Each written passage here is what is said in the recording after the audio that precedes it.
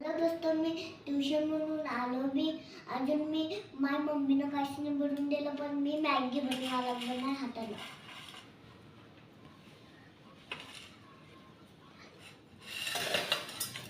मी याची ताकद आहे,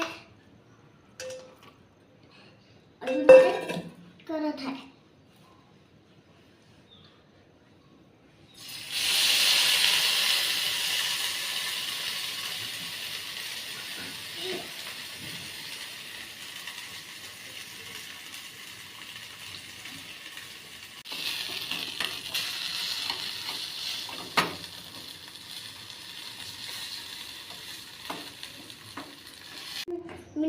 मिरच्यांना हे टाका लागलो.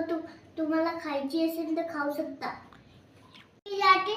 तुम्ही बी खायले या मॅगी खायले.